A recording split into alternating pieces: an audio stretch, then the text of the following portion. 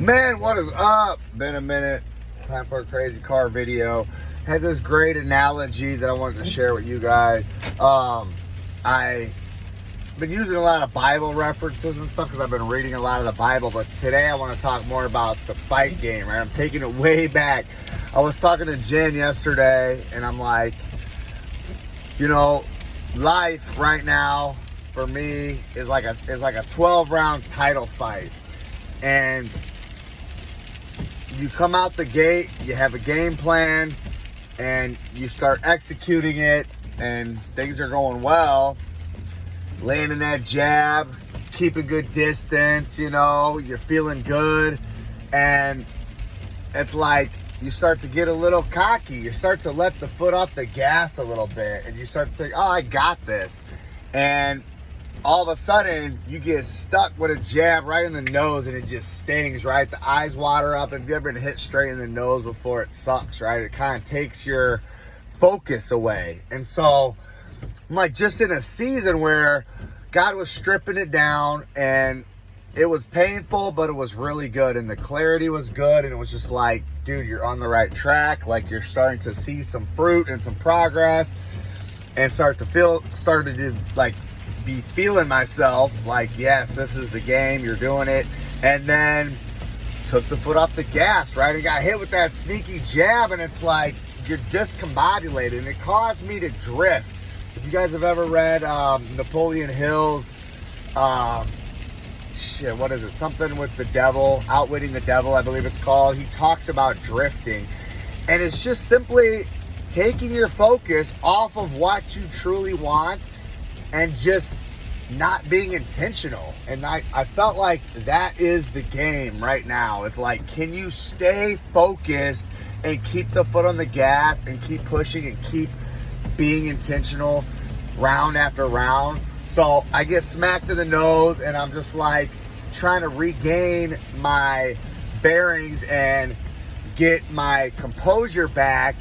And that's like when you fall off on your diet, guys. That's like when you have a shitty day of eating. For me, it was the sleep, right? I went into this cycle where I'm like not going to bed. It's a lack of self-discipline. It's not that I'm like going to sleep, not able to sleep, having trouble sleeping. I'm just not going to bed. I have a routine. I let some stress and some triggers cause me to stay up late.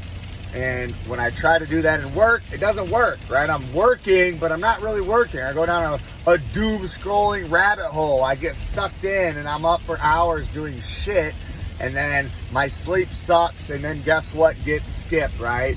I wake up in the morning, and I'm hitting that snooze until it's like time to go. And I'm not hitting that quiet time.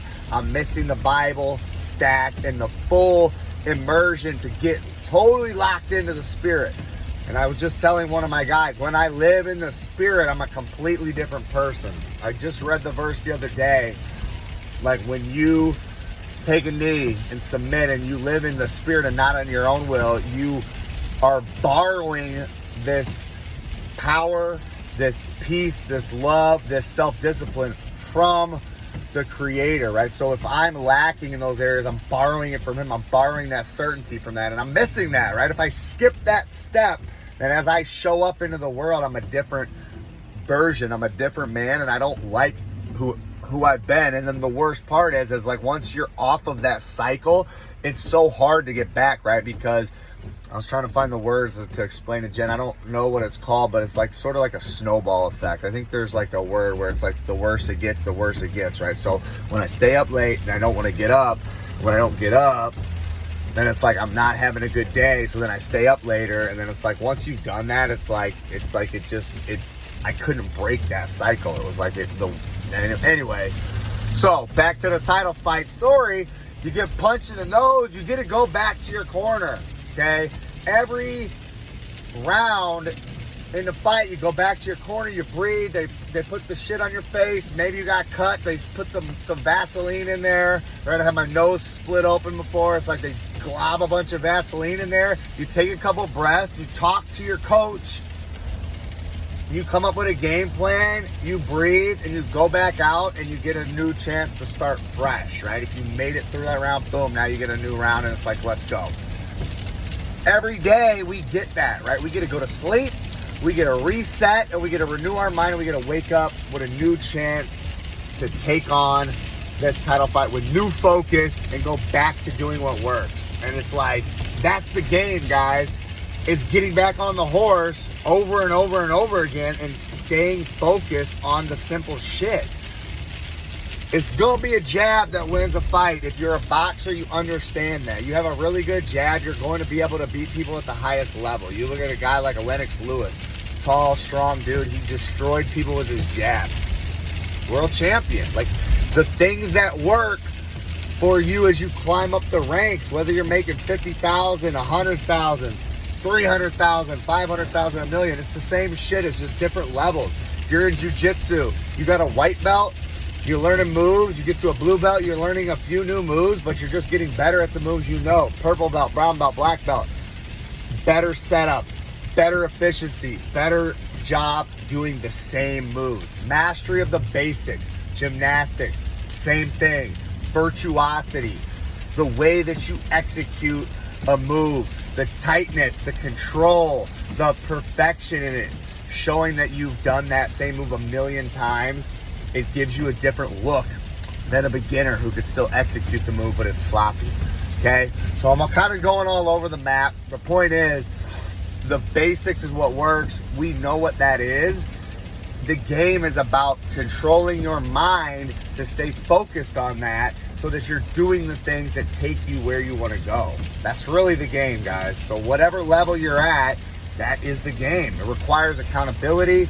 It requires some self-discipline. It requires a desire, because you have to have a target that is worth chasing.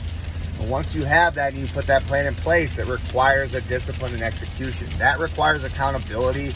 And to me, as a man, it requires camaraderie and it requires community. And so that's what we're really trying to build with Project Unshakable, this narrow road. This 4F Fathers project that I've been working on and grinding on is about creating an atmosphere where dudes can play this game, get punched in the face, and be able to have somebody in their corner to be like, yo, here's what you got to do. Get your ass back up. Let's take a breath. Let's do this, this, and this, and let's get our ass back out in the ring and let's have a good round. Because the fight goes, right? If we go back to that analogy, this 12-round title fight, this is the fight for our lives. It's the game of endurance. It's going to go for the rest of our lives. So you're going to have to get comfortable in the cage. You're going to have to get comfortable in the ring, because it never goes away, right? This is our game. We fight this journey from pit to peak. And when we get to the peak, we've created a new pit for ourselves because we stretch to the next. It is a game of growth and expansion. If you're a dude, if you're a man and you want to play that game, you got to sign up and jump in with us. It's about lifting weights, yes. About getting lean, healthy, strong, yes. But it's so much more than that. It's about growth. It's about expansion. It's about being a good husband and father. It's about using your gifts to work with a purpose, as if for the Lord, right? I don't care if you have a job or if you have your own business, but if you are passionate about what you do, you're going to have to be optimizing your body. That is your mind, that is your spirit, and that is your physical body. It's a three-pronged approach. You have to level up all three of those to be able to pour into these areas that matter so that you can have fruit. If you want a high-quality relationship, you have to take care of yourself first. If you are mentally, physically, and spiritually strong, you will be a better husband, period. You can argue with me on that all day. I will never back down on that argument. If you don't love yourself, you're not going to be able to love another person as much as you love yourself. So if you got holes in your game there, you're going to take that out on your significant other. I've seen it firsthand because I've done it. I've seen it across countless guys. 60% divorce rate, guys. Marriages aren't just working out for people. There's a reason. So we're not investing in ourselves. It starts with you, man. You invest in yourself across those three areas. That builds you this unshakable foundation. It's rooted in Christ, right? The connection to we have the kingdom of heaven within. We have access to that through Christ to go there every day. That's our spiritual piece. Our mindset. Continue to work and grow and break these limiting beliefs. That is a piece of the puzzle that must be included that doesn't go like, oh, I got it and I'm done. It's part of the journey. We continue to work on our mindset and smash limiting beliefs as we continue to grow through this pit to peak journey. You never stop breaking those limiting beliefs. So mindset, separate from your spiritual connections, separate from your physical. And then the body, dude, you're always working on your body. If you're not lifting weights, you're atrophying. This is not like, hey, I got where I want to be and I'm cool and I'm chilling. That's not the game. The game is sustainability and performance and growth as you continue to move. You invest in your body, make it a tool, make it a weapon that will able to apply that energy, that strength, that confidence, that courage to your other areas of interest, right?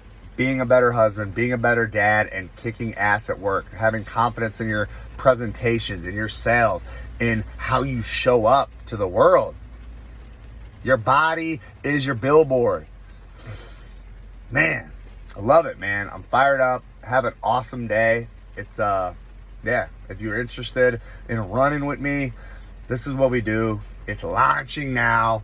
Don't even know what the heck we're going to call it. I call it the narrow road because this road we're walking on, you got to stay focused. And if you go off track, you need to have somebody to bring you back on track. That's what we do. So fitness, mindset, spiritual, a group of dudes that's not afraid to say fuck and that's not afraid to say, hey, I need some help right now, right? It's a weird dichotomy. Are you willing to get punched in the face? Are you willing to take a knee? I don't know. Usually they don't go together. So if that's you, this weird little tribe that I'm starting might be a good fit for you. I love you guys. Have an awesome day.